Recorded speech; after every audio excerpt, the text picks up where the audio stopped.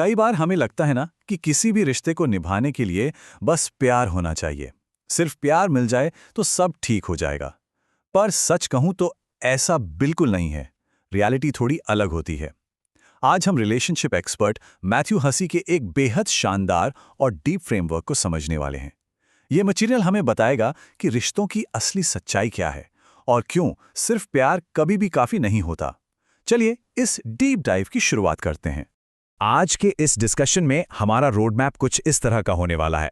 सबसे पहले हम बात करेंगे द लव डिल्यूजन के बारे में, फिर हम समझेंगे द 4 रिलेशनशिप लेवल्स, उसके बाद द ट्रैप ऑफ लेवल 2 और फिर आगे बढ़ते हुए रीचिंग लेवल 3 कमिटमेंट और लेवल 4 फंडामेंटल कंपैटिबिलिटी को देखेंगे। और आखिर में बात आएगी self love as a standard की। ये सारी बातें मिलकर हमें एक बहुत ही क्लियर पिक्चर देंगी कि रोमांटिक कनेक्शंस आखिर कैसे आगे बढ़ते हैं और क्यों बहुत से लोग बीच में ही अटक जाते हैं।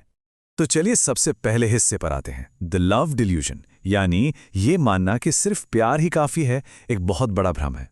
सबसे पहले तो हमें इस पुरानी और खूबसूरत लगने वाली सोच से बाहर आना पड़ेगा कि प्यार हर मसले का हल है। होता क्या है कि कई बार हम एक ऐसी मीठी गलतफहमी में फंस जाते हैं, एक ट्रैप में गिर जाते हैं जहां लगता है कि हम किसी को सुधार लेंगे।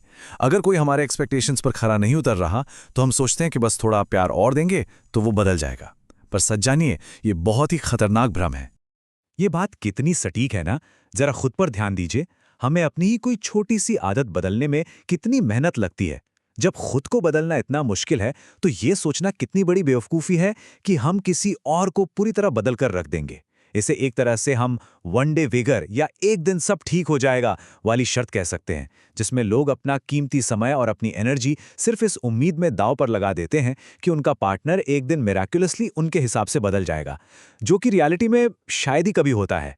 अब आते हैं दूसरे सेक्शन पर, द 4 रिलेशनशिप लेवल्स। ये मैथ्यू हसी का दिया हुआ एक बहुत ही कमाल का स्ट्रक्चर्ड मॉडल है। ये फ्रेमवर्क असल में हमारी मदद करता है ये समझने में कि एक रोमांटिक जर्नी कैसे आगे बढ़ती है और हम किसी रिश्ते में एग्जैक्टली किस लेवल पर खड़े हैं। ये एक तरह का मैप है जिससे हम अपने रोमांटिक प्रोग्रेस को बहुत प्रैक्टिकली इवैल्यूएट कर सकते हैं। अगर इस आगे बढ़ने के प्रोसेस को देखें तो ये 4 हिस्सों में बटा हुआ है। पहला स्टेप है एडमिरेशन, यानी जब कोई बस अच्छा लगने लगता है। दूसरा है म्यूचुअल अट्रैक्शन, तीसरा स्टेप है कमिटमेंट और चौथा यानी आखिरी स्टेप है कंपैटिबिलिटी। यहां एक मजे की बात यह है कि जो लेवल 1 है ना, वो टेक्निकली कोई कनेक्शन है ही नहीं। वो बस एक तरफा अट्रैक्शन या तारीफ है जो किसी भी असल रिश्ते की शुरुआत होने से पहले ही मौजूद होती है। अब तीसरे सेक्शन पर चलते हैं, द ट्रैप ऑफ लेवल 2। यहां एक ऐसी चीज है जो सच में हैरान करती है। वो ये कि लेवल 2 यानी म्यूचुअल अट्रैक्शन, हमें ऐसा लगता है जैसे दुनिया का कोई सबसे कीमती खजाना मिल गया हो। जबरदस्त केमिस्ट्री फील होती है और लगता है बस यही सब कुछ है। पर सच्चाई ये है कि ये फंसा सबसे खतरनाक होता है। जब दोनों तरफ से केमिस्ट्री बन रही होती है तो वो लगता बहुत मैजिकल है, पर असल में ये एक बड़ा धोखा साबित हो सकता है। इस डिफरेंस को समझना बहुत जरूरी है। लेवल 2 को ना आप एक खाली जमीन के टुकड़े की तरह देखिए, एक बेहद खूबसूरत प्लॉट जहां बहुत पोटेंशियल है। ये बस एक अनुभव है कि वहां कुछ अमेजिंग बन सकता है। लेकिन वही जब हम लेवल 3 यानी कमिटमेंट की बात करते हैं तो इसका मतलब है 2 बिल्डर्स एक साथ मिलकर उस जमीन पर एक्चुअल में एक महल बना रहे हैं। सोचिए, सिर्फ प्लॉट खरीद लेने से तो घर नहीं बन जाता ना, उसके लिए तो दोनों को मिलकर बराबर मेहनत करनी पड़ती है, वक्त देना पड़ता है। चलिए अब आगे बढ़ते हैं सेक्शन 4 की तरफ, रीचिंग लेवल 3 कमिटमेंट। अब उस खाली जमीन पर एक सच्चा महल बनाने का जो लंबा सफर है, उसमें सबसे बड़ी रुकावट क्या होती है? वो होता है रिजेक्शन का गहरा डर। पता है, सच्चे कमिटमेंट तक पहुंचने के लिए लगभग हमेशा एक बहुत ही मुश्किल बातचीत से गुजरना पड़ता है, जिसे लोग अक्सर अवॉइड करते रहते हैं क्योंकि उन्हें लगता है बात बिगड़ ना जाए।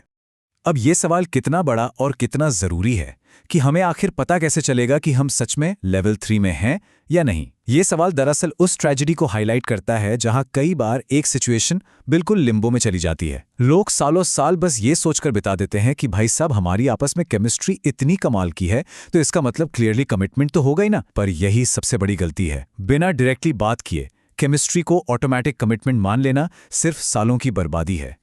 तो सबसे क्रिटिकल पॉइंट ये निकल कर आता है कि आगे बढ़ने के लिए एक बहुत ही क्लियर, शांत और मजबूत कॉन्वर्सेशन बहुत ज़रूरी है। यहाँ गुस्सा या नाराज़गी बिल्कुल नहीं दिखानी है, बल्कि अपना जो वक्त हमने इस रिश्ते में लगाया है उसकी रिस्पॉन्सिबिलिटी खुद लेनी है। हमें ये डीपली तय करना है कि हमारी एनर्जी आखिर जा कहाँ रही है। अपने हाई स्टैंडर्ड्स और अपनी मेंटल पीस को बचाने के लिए वो मुश्किल वाली बातचीत करना एब्सोल्युटली ज़रूरी है। चलिए इसे एक बहुत ही रियल एग्जाम्पल से समझते हैं। ये बाउंड्रीज सेट करने की एक एकदम परफेक्ट मास्टर क्लास है। ये बात खुद मैथ्यू हसी के रिलेशनशिप की है, जब वो अपनी आज की पत्नी ऑड्री के साथ शुरुआती लेवल 2 वाले फेज में थे।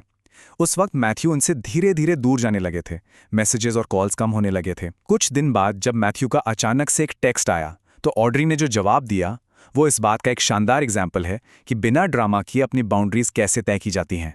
ऑड्री ने उन्हें बिल्कुल यही वर्बेटम टेक्स्ट लिखकर भेजा था, सही हो या गलत, पर यह टेक्स्ट मुझे बस थोड़ा अटेंशन पाने की एक कोशिश लग रहा है। सोचिए कितना क्लियर और बोल्ड मैसेज था। ये एक इतना सटीक, ग्रेसफुल और डायरेक्ट जवाब था जिसने सीधे तौर पर क्लियर कर दिया कि वो इस आधी अधूरी अटेंशन यानी ब्रेड क्रम्बिंग को बिल्कुल रिवॉर्ड नहीं करेंगी। सीधे पॉइंट की बात थी। अगर इस रिस्पॉन्स को ध्यान से देखें तो इसमें गुस्सा नहीं था, बल्कि एक वार्मथ और ठहराव था। ये ठीक ठीक हाईलाइट कर देता है कि शब्दों और एक्शंस में क्या बड़ा अंतर चल रहा है। उस रिश्ते का जो सबसे मुश्किल सच था, जो एलिफेंट इन द रूम था, उस पर इसने सीधी रोशनी डाली। और सबसे कमाल की बात देखिए, इस लाइन सही हो या गलत ने सामने वाले के ईगो को ट्रिगर होने से बचा लिया। इस एक रिप्लाई ने उनके पूरे कनेक्शन को फोर्सफुली लेवल 2 के उस मीठे भ्रम से बाहर निकालकर एक सच्चाई के सामने खड़ा कर दिया। इसके बाद हम आते हैं 5वें सेक्शन पर, लेवल 4 फंडामेंटल कंपैटिबिलिटी। देखिए, जब एक बार कमिटमेंट पक्का हो जाता है तब रिश्तों के सामने आखिरी और सबसे बड़ी परीक्षा आती है, और वो ये है कि क्या वाकई दो लोग रोजमर्रा की रियल जिंदगी में एक साथ स्मूथली वर्क कर सकते हैं या नहीं। ये था अल्टीमेट रिलेशनशिप टेस्ट होता है। इस जमीन आसमान के फर्क को यहां साफ देखा जा सकता है। जब एक रिश्ता इनकम्पैटिबल होता है तो हमेशा एक लगातार फ्रिक्शन बना रहता है। ऐसा लगता है कि हमेशा फूंक फूंक कर कदम रखने पड़ रहे हैं और अंदर एक अजीब सी थकान और बेचैनी घूम रही है। दूसरी तरफ जब फंडामेंटल कंपैटिबिलिटी होती है तब रिश्ते में बेसिक ज़रूरतें नेचुरली पूरी होती हैं। एक एनर्जेटिक मैच होता है। वहाँ कोई फेक मास्क पहनने की ज़रूरत नहीं पड़ती। लोग पूरी ईज़ के साथ अपने ट्रू ऑथेंटिक सेल्फ में रह सकते हैं। अब चलिए अपने आखिरी हिस्से सेक्शन 6 की तरफ चलते हैं, self love as a standard. अब सवाल ये उठता है कि हमारे अंदर इन चारों लेवल्स की मांग करने की करेज आएगी कहाँ से। इसके लिए ना हमें अपनी नज़र में सेल्फ वर्थ यानी अपने खुद के वैल्यू को पूरी तरह से दोबारा डिफाइन करना होगा, और यही असल में हमारी सबसे बड़ी और अल्टीमेट बाउंड्री बनती है। इस नंबर को ध्यान से देखिए, 8 बिलियन, 8 अरब लोग हैं इस प्लैनेट पर। जब हमारे चारों तरफ इतनी आबादी और पॉसिबिलिटीज मौजूद हैं तो किसी ऐसे इंसान के साथ समझौता कर लेना जो एक बेसिक कमिटमेंट तक नहीं दे सकता, सीधे तौर पर एक स्कार्सिटी माइंडसेट को दिखाता है। इतने बड़े संसार में अपने स्टैंडर्ड से नीचे आकर सेटल करने का तो रियलिटी में कोई रीजन ही नहीं बनता। इसका मतलब हुआ कि जो सेल्फ लव है वो कोई थोड़ी देर के लिए आने वाली अच्छी और स्वीट फीलिंग नहीं है। ये असल में एक फुल टाइम जॉब है, एक एक्टिव अप्रोच है, एक वर्ब है जिसे रोजाना कंटिन्यूअसली अप्लाई करना पड़ता है। ये इस बात का डीप रियलाइजेशन है कि इस पूरी दुनिया में हम सिर्फ और सिर्फ एक ही इंसान के लिए पूरी तरह से रिस्पॉन्सिबल हैं, और वो इंसान हम खुद हैं। इस एक इंसान की सिक्योरिटी और इज्जत को हर हाल में प्रोटेक्ट करना ही सच्चा सेल्फ लव है। तो इस पूरे एक्सप्लेनर को हम इस एक बेहद गहरे और सोचने पर मजबूर कर देने वाले सवाल के साथ खत्म करते हैं। जरा सोचिए, जिस एक इंसान की देखभाल की पूरी यूनिकली जिम्मेदारी हमारी है, यानी कि हम खुद, उसके आसपास हम किसी ऐसे शख्स को क्यों आने दें जो हमें अपने ही वर्थ या औकात पर शक करने पर मजबूर कर दे। इस बारे में गहराई से सोचिएगा। ये बहुत ज़रूरी है कि हम अपनी रोमांटिक लाइफ को डीपली इवैल्यूएट करें और बिना किसी डर के पूरे कॉन्फिडेंस के साथ अपने स्टैंडर्ड्स को एनफोर्स करें। उम्मीद है इस डिस्कशन से हम सबको एक नया और मजबूत पर्सपेक्टिव मिला होगा।